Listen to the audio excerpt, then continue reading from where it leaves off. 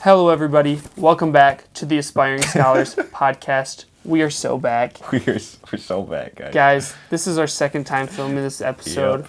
Well, we didn't actually record it. We went through it. Yep. So It we gotta. is 2:23 in the morning, and we just finished shooting this episode, but we were not recording. So We here were go. recording, so we're running it back. We're running it back. We have some practice, some answers to some of the questions. So hopefully this one will be better. Yep. Probably less raw and authentic. Maybe a little bit more rehashing what we have already said. Yeah. Not that it's not real. But Yeah, it's still real, Yeah. but it's like it's more rehearsed. Yeah. Okay. But yeah. Yeah. So for those who don't know, we're doing another video today. Yeah. We're in our amazing room. Yeah. It's a little bit bare at the moment. Yep. Honestly, a little bit cleaner than it probably normally is. That's true. But you get to experience our room with us. Yeah. Here we're sitting on this couch. We call Yep. this the curry couch. Yep. Because when I bought it, it smelled like curry really bad. We had to clean it for a couple days. Yep. There's a huge hole in it now because we Yep. we I don't know if like you can see it. to Yep, right here. wear out the things that we own. Yeah. Another thing about this room, this is actually new. This was not on the first recording. We're in uncharted Samuel waters right now. actually poured some hot chocolate on our rug that we're standing on right now. Yep. We like It's to all call our room crusty. the must room. Yep, because it's really musty and it smells bad. Mm-hmm. But yeah, that's cool. That's where you are. That's where we are. Yep. And behind us, we got Yep. some cool stuff. We got the Lions. We got Zelda. We got Nacho Libre and Napoleon Dynamite. I don't know if you can see those. Some other stuff. Whatever. Yeah. Starting out, though. Yeah, you'll notice something different about us today. We're actually dressed up Yeah. a little bit in our graduation fits. What's Our that about? regalia, I think is what Regalia. it's called. Yeah. Yeah. What's that about? Yeah. Let's talk a little bit about that, Tyler. Oh, wait. We graduated. Heck yeah, we did. You're looking at two of the newest Bethel University alumni of all time. Of all time. Yeah. Baby. It's So, crazy. As we're filming it, today is technically Monday. Yeah, Yes. technically. But so that's not so. This last Saturday, 2 days ago, 1.5 days ago, whatever, we graduated. We walked, got our diplomas. Yeah. What was your experience with that, Tyler? How does it feel? What was it like? Yeah, I think like you're gonna say, this is the weird in between. It doesn't feel real right now. Yeah. It doesn't feel like we've truly graduated because we're on campus. We've been hanging out and stuff like that. I think it'll hit in the coming weeks, coming months, years, obviously. But it's kind of unreal. Yeah. It's weird. The day of for me was very stressful. I was very stressed out. Moving pieces, moving things happening that really stressed me out.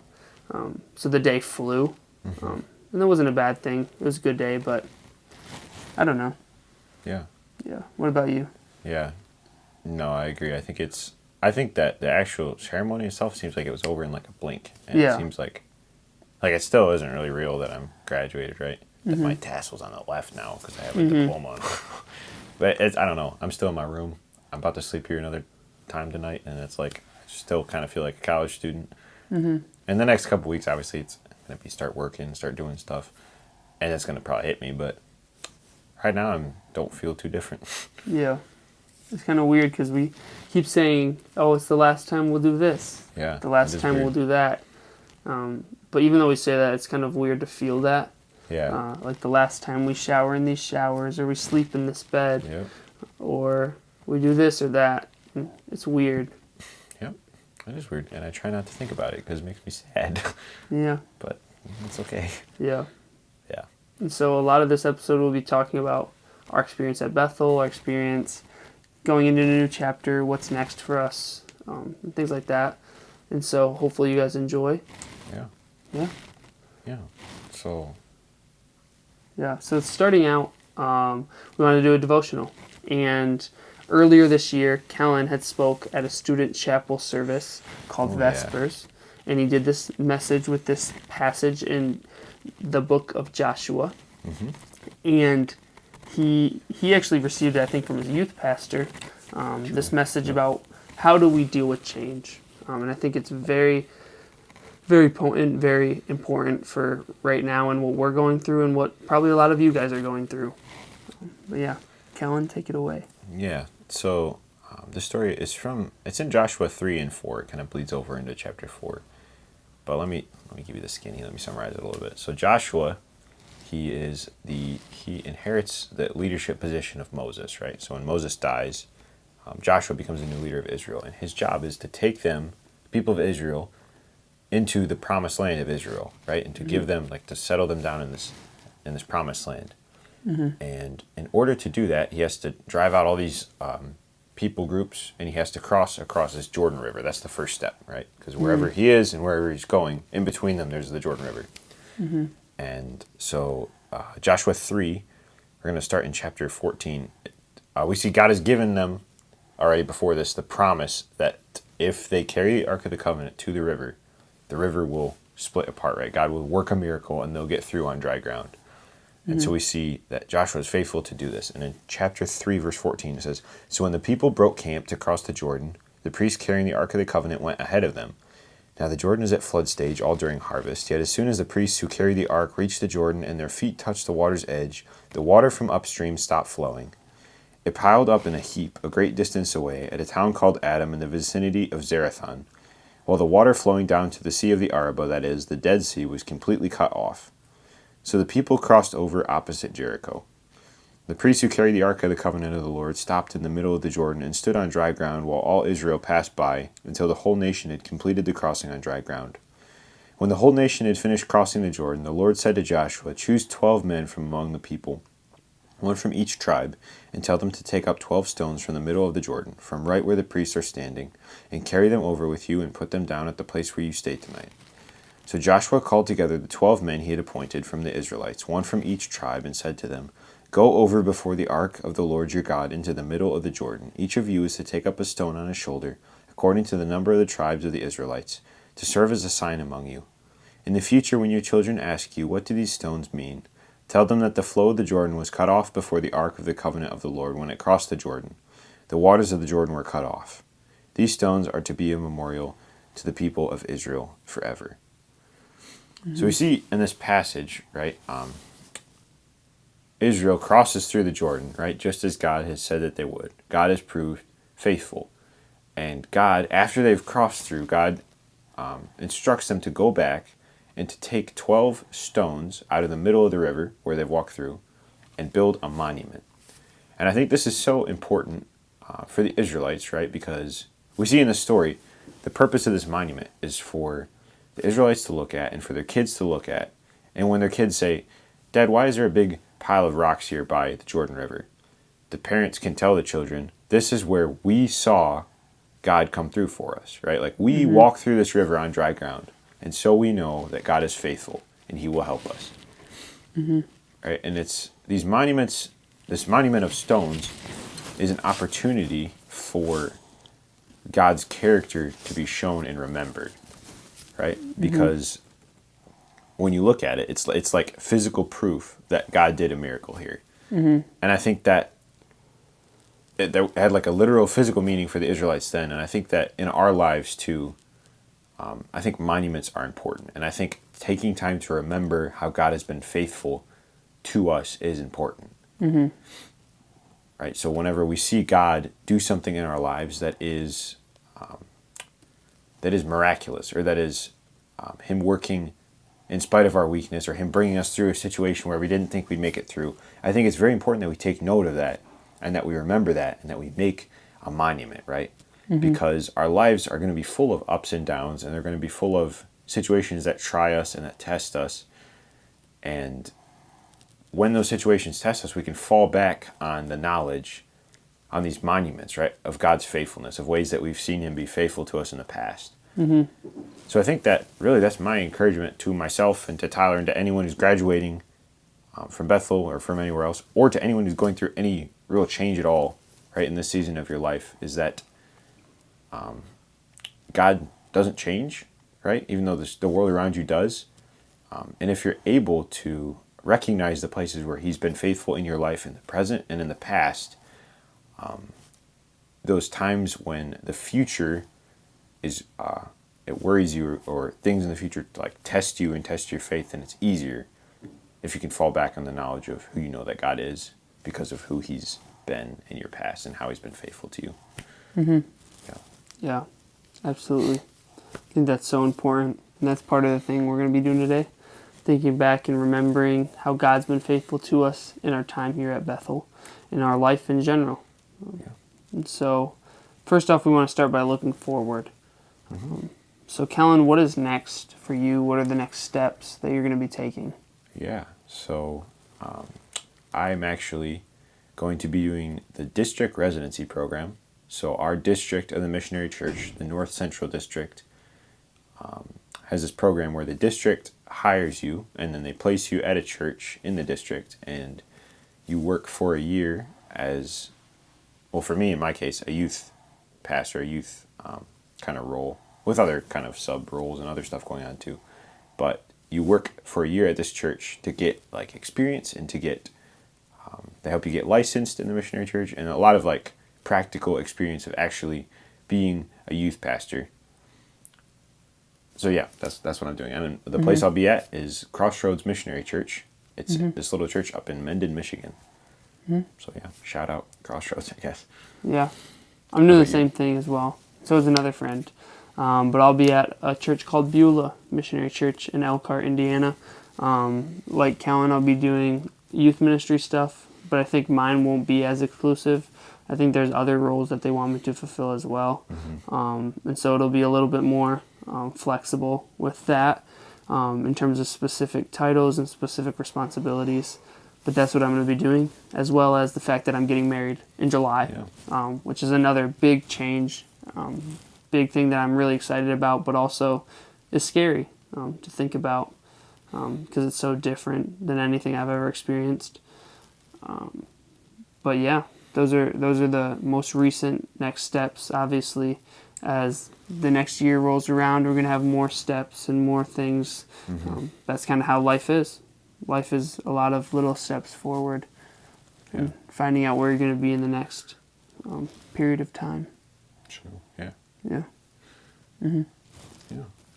So I guess now taking a look back at college, the whole college experience, and everything that you learned, everything that you've that God has taught you, and all the friendships you made, all of everything. Is there any highlight moments maybe, or anything that really stands out as like, I guess, things you hold as very close to your heart, very favorite moments from college? Yeah, I think it's hard to understand specific events and specific stories that have shaped my whole career here and my whole life, because there's a lot of little moments, there's little things that build to a greater picture. And that's, I think, also what the Bible displays, that there's a lot of little stories that work together to portray a greater narrative, and that's kind of how our lives work. And so to name a few, I would say there's a lot of like fun little activities that I really enjoyed.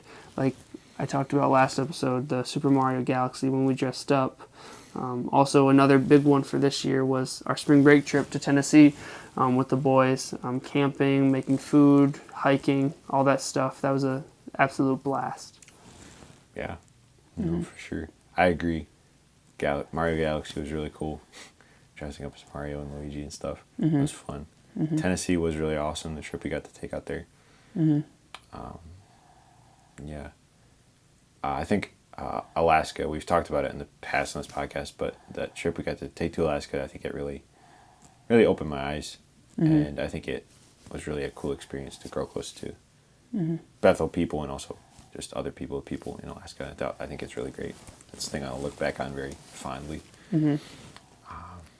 I think too, just a lot of the times just sitting down and eating together, whether that be in the dining commons, eating cheeseburgers or whatever, or whether it's at Culver's, we're all eating ice cream, or whether it's at like 1 a.m. and we're out at a diner drinking decaf coffee, just hanging out. I think that there's something special about eating together, and I think that the community that we've been able to experience, sharing a meal together has been very special. Yeah. Yeah.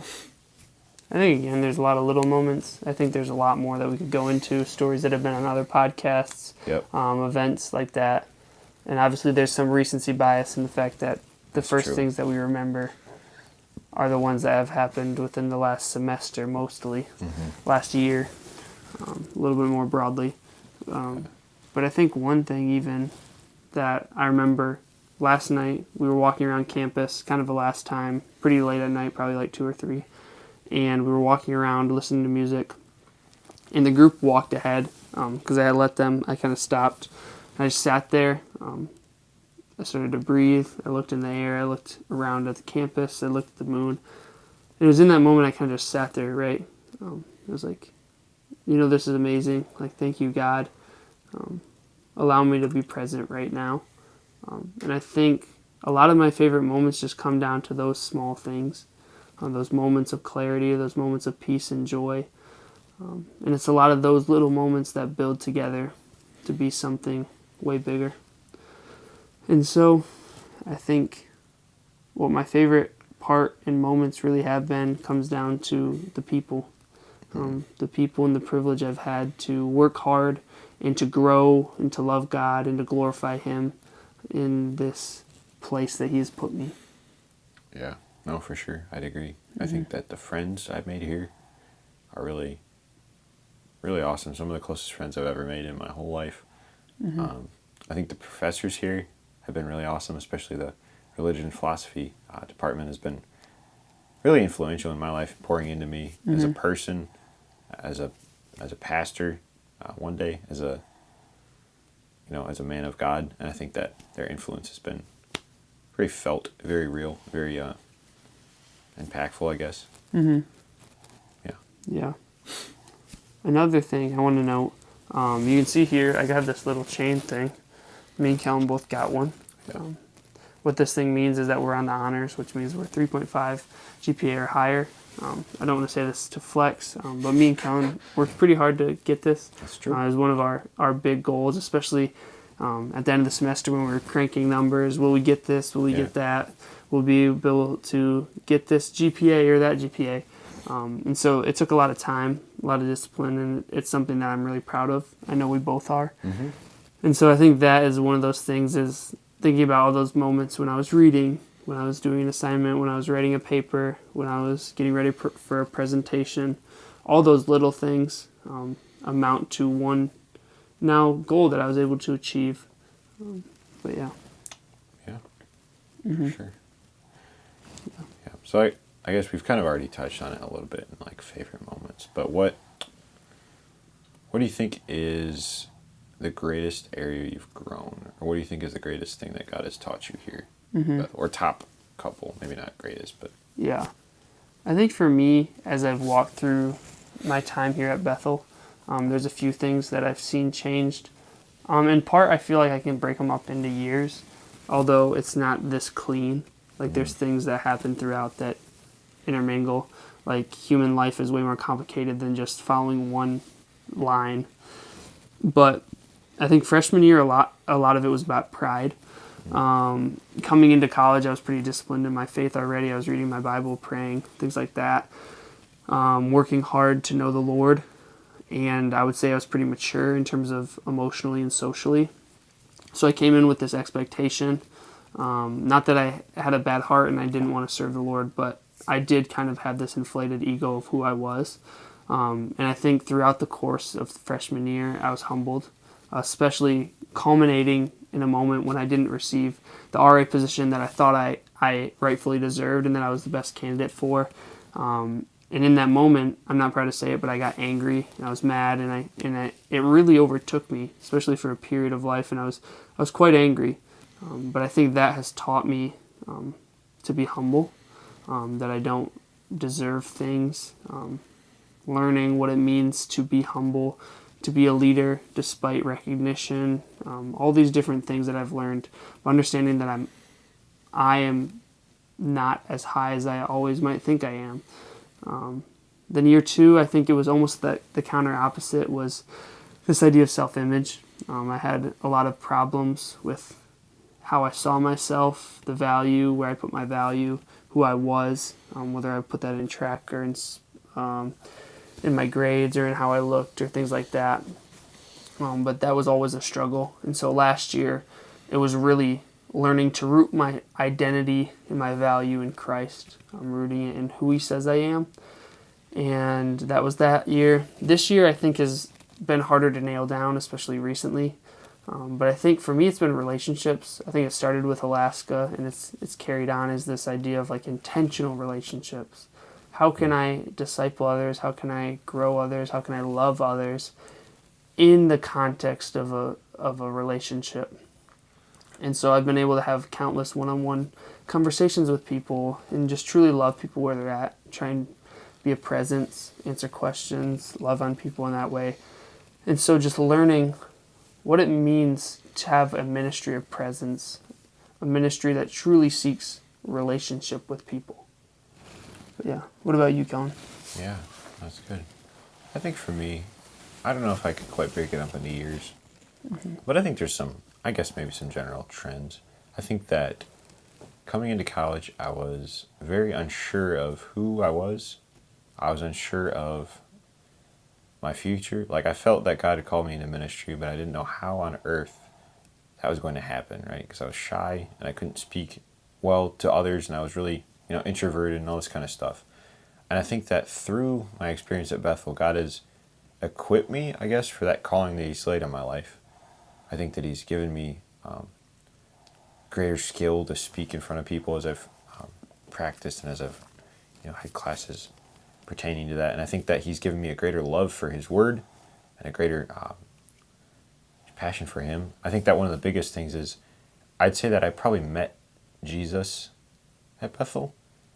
And not that I didn't know Him before, but I think that the way that His love has come alive to me since I've been at Bethel is something that's truly unique and truly beautiful, and something I didn't really understand before. Just how deeply Jesus loves me, and I think that that's motivated me to love other people. When I've realized how undeserved is the love of Christ for me, and I think that I don't know. I think that's really changed the way I look at people, the way I look at ministry, the way I look at really everything. That nobody deserves the love of Jesus, but He's given it to me, and everybody needs to know about it. So I think that's one of the biggest areas of growth and change that I've seen. And I think in this last semester, I've seen more and more this, confidence, not in who I am, but in what I've just said, that Jesus has loved me unconditionally, and that I'm called to love others in that same way. And I think that it's given me a boldness I didn't have before. And I think that going forward, now that I've been equipped with all the technical skills and all the right ways to give a sermon and all the biblical knowledge and stuff, I think now just this boldness to go out and live it, and to love people, and to serve people in ministry in real ways, rooted in that knowledge that everyone needs to know of the love of Christ. Yeah. That's what I'd say. And I think as we sit here and talk about how we've grown, sometimes it's easy and it's hard to know how we've grown.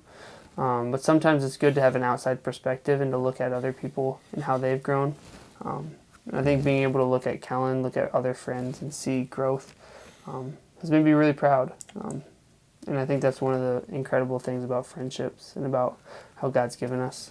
Being able to see Kellen grow into the man he is today, the way God's equipped him and the way God's used him to grow me is something that I appreciate so much, and something that I hope doesn't end as college does.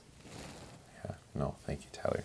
And I would say the same to you. I'm very proud of the person that you are.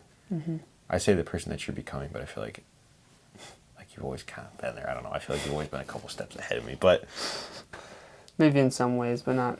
You've been ahead of me in other ways. Yeah, sure, whatever. But no, yeah, I'm very, very thankful for you and for the other friends God has put in my life that have really sharpened me. And my love for Him, right, and in my love for others, and my devotion to the Word, and my devotion to studying and reading and digging in deep. So yeah, thank you for doing that for me. Yeah. Thank you to the Lord for putting all these people in my life that have been able to sharpen me like iron, I guess. I'm very grateful for that, for all you guys. Certainly. Yeah. Crazy. We have grown. Yeah, believe it or not. So now, change is something that's so common that everybody goes through change. There's periods of life that are examples of change that everybody goes through change. And so as we step into change and as we've went through change in the past, what is some ways that you would encourage somebody going through change? Yeah. Well, I'd say my answer is pretty much what the devotion was about earlier, right?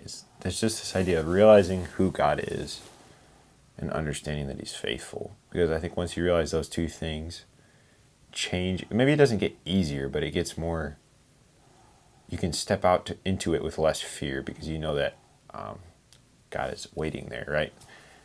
So, an example in my life, I came into college very afraid because I grew up homeschooled and it was like a whole new world. It was like jumping into the deep end of life, right? I was scared. I had to meet a bunch of people and it was, all sorts of stuff I was not looking forward to. And I remember we were walking down the sidewalk to go to some like welcome week experience thing. And I was like this shy little kid, whatever. I remember this experience, walking down the sidewalk with a big group of people to go to some park. And then for the last 2.5 years now, I've been doing this thing for this rule of life that I've had where I go out and walk every morning and I pray because I find it helps me focus better when I'm praying. But I walk that same route that I took that freshman welcome week. And I think back sometimes, I think this route is the same, right? I think back and I look and I try to visualize what it was like freshman year when I was there with all these people and I was new and I was afraid. And I'm like, and I'm not afraid anymore, right? It's just the same old route it's always been. And the route really hasn't changed. And God hasn't changed, right? That's the big thing that this always reminds me of is like, God was there for me when I was afraid and I didn't feel like I'd fit in here and I didn't know what my future was going to hold. He was there. And I've seen that for the last 3 years now as I've been here. I've seen him bring people into my life who've loved me well and who've been the friends I've needed. And he's met me with his love here. And he's never given up on me, even though here at Bethel, I've come to some serious points of like, I don't know if I believe in you, God, anymore, even. But he never gave up on me, even in those lowest moments. And now as I walk this sidewalk every morning, I think God has been faithful ever since the first time I've done this. And he'll be faithful in the future, because why would he not be, right? I've seen it's his character to be faithful to me and to be there with me and to walk with me through these new and hard changes in life, right? Like coming to college for the first time. And yeah, I mean, it's not really an answer, I guess, it's not an answer maybe to all the questions we have about change, but I think it's comforting to know that God is the same and that he's already walked this path before us and that we're following his lead. Yeah. Yeah. I think for me, the encouragement I would give is to grab a hold of community. Change is a lot easier when there's people there to root you, to hold you down. And obviously, fully that comes down to foundation in Christ. But God has given us relationships. He's given us community. And I think that's why church is vital to the life of a Christian. It's partly because of that accountability, that community, that love and care that only human beings can give to other human beings. And so I think in both of our journeys, relationships and friends have rooted us in change. It's rooted us in who we are. It's rooted us in who God has called us to be. And so grab hold of the relationships around you. Of course, there will be seasons that maybe you feel alone. You feel like you don't have that type of community. But I have found that a lot of times it's not about not having them, but it's about creating these false ideas of what they are in your head. And so the result of that is that you don't reach out to the communities, you don't reach out to the friends, and you don't allow yourself to be seen in a way that allows other people to step in and help. And I think, obviously, that's hard when we have been hurt by people in the past. But God wants us to be in community, and that will ultimately help us drive through change and get through it to the other side. That's good. So then, kind of going along with this, Kellen, what are kind of some fears you have about change? And maybe what are things you've thought through about that, or just kind of getting really real about fears about change. Yep. Yeah. I think one fear that I have is, I guess, the fear of responsibility. And it's not like, it is a fear. I'm afraid. But, like, I'm excited to be responsible. And I'm excited to lead. And I'm excited to take this responsibility. But also with that comes all this fear of, like, what if I'm not cut out for it? Right? And what if I mess up? And I've been in situations and internships and stuff before where I've worked around youth ministry before, and I worked with students before, but there's always been somebody else who takes the blame if I messed up, right? Like, there's always been somebody else who has to take the fall. But as a youth pastor, that's me who has to do that. And I guess I'm afraid that I'm not cut out for it, and that it'll come back and blow up in my face, and I'll have to eat it because it was on me, you know? And I think that responsibility is a cool thing, and it's a very rewarding thing, but I think it's a scary thing too, because the flip side of that is, like, it's your fault if it goes wrong, or at least it feels like that, right? So yeah, I'd say that's a fear I have moving forward. I think for me, the biggest fear I've always had going into change is this idea that life isn't going to be better after change. We have this comfort before we change that life is good now, so I don't want to change it. For me, this was super prevalent in my transition from high school to college.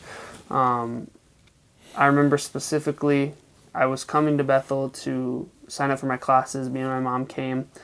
And I remember, for some reason this day, I got here and I just felt this crazy weight, this pressure. It was unlike anything I had experienced, and even now haven't experienced really. It was like a panic attack, kind of anxiety attack that I've never experienced since. But I came here, whatever, I was signing up for classes, talking to people, and there was just this weight of, like, oh, thinking about my friends back home. I'm not going to have friends here that are that good. I'm not going to have fun here. It's going to be boring. Life isn't going to be as good as it was in high school.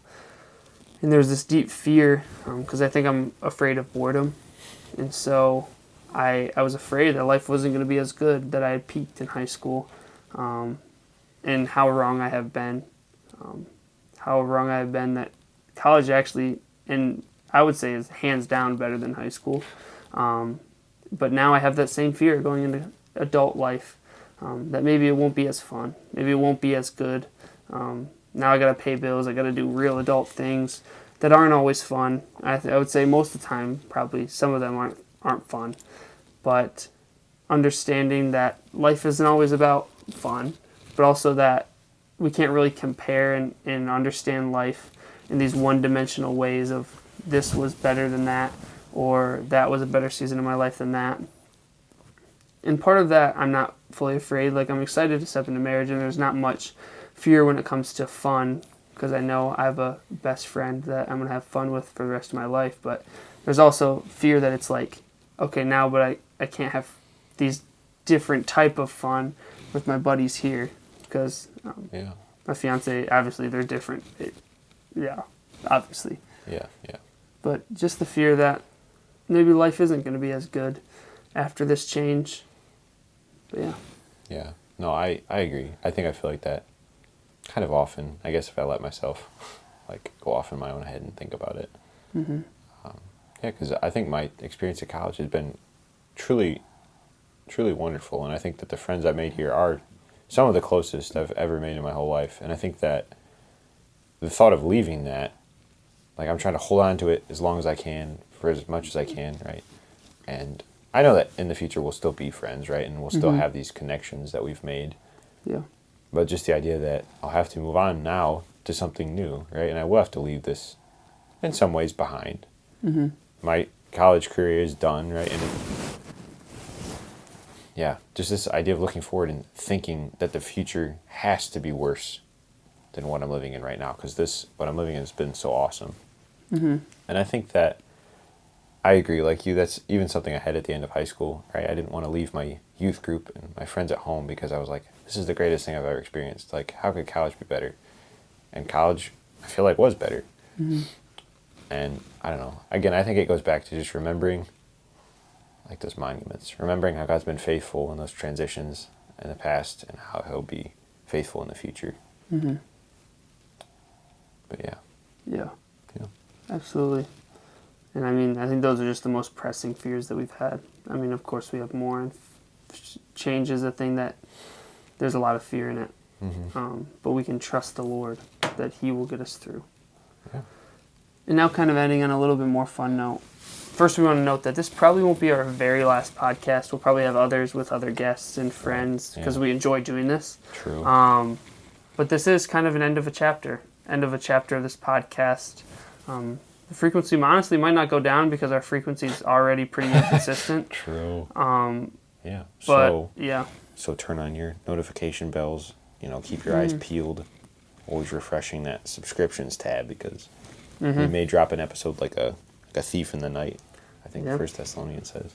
It might be something very random. Yeah. Random day, random guest, random anything. You never know. Yeah. Depending on what the creativity strikes. Yeah, true. But, yeah.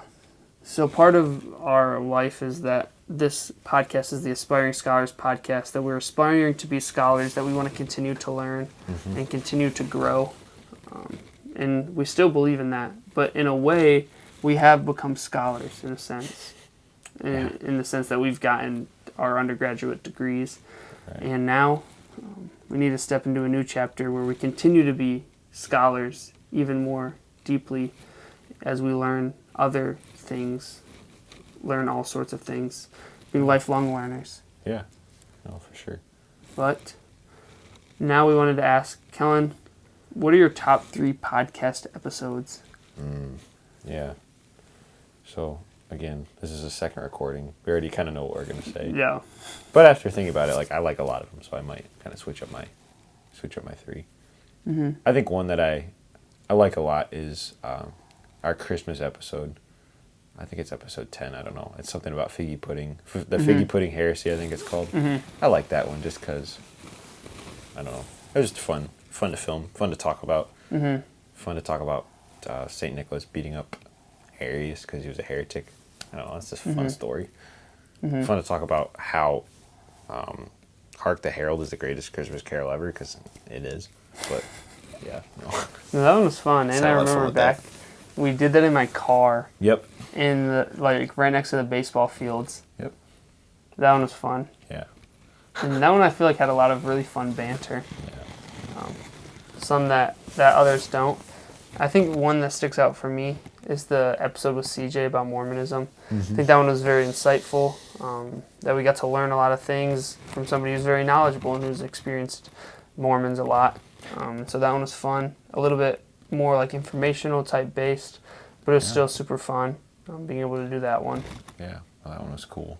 That one was really great until the ending because our microphones cut off and we had to reshoot the ending.